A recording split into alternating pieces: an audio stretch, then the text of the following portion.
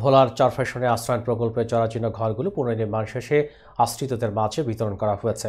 আমাদের প্রতিনিধি মামুন হোসেন জানান, হাজারীগঞ্জ ইউনিয়নের ঝিনুক আশ্রয়ণ প্রকল্পে ১০০ ও চরমানিকা ইউনিয়নের কবি মোজাম্মেল হক আশ্রয়ণ প্রকল্পে ১৩৫ এবং জাহানপুর ইউনিয়নের আটকপার গ্রামের মাইকেল মধুসূদন আশ্রয়ণ প্রকল্পের ১২০টি সহ ৩৭০টি হতদরিদ্র পরিবারগুলোর মধ্যে সেমি পাকা ঘর বিতরণ করা হয়। ঈদে সেমি পাকা ৪ কক্ষ বিশিষ্ট ঘর পেয়ে হাসি ফুটেছে হতদরিদ্র পরিবারগুলোর মধ্যে।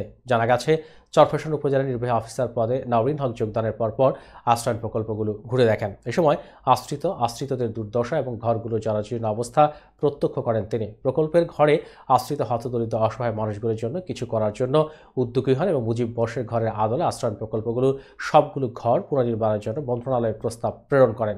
প্রাথমিকভাবে অনুসন্ধান করে এমন জরাজীর্ণ ২২০০ ঘরে আশ্রিতদের তালিকা প্রস্তুত করেন। প্রেরিত প্রস্তাব অনুযায়ী গত নভেম্বর মাসে মন্ত্রণালয় থেকে প্রথম ধাপে ৩৭০টি ঘর পুনর্নির্মাণের বরাদ্দ দেওয়া হয়েছে।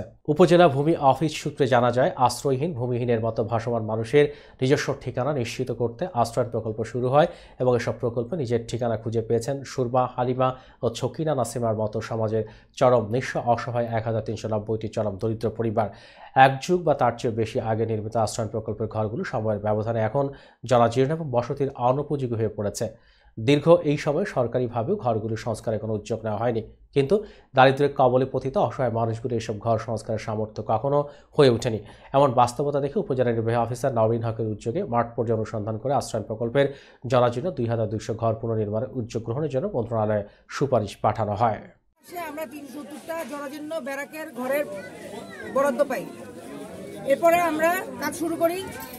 আজকে আমি জাহানপুর, হাজারীগঞ্জ এবং এই চরমানিকাতে ৩৭০টা ঘর উপকারভোগীদের মাঝে বুঝিয়ে দিয়েছি।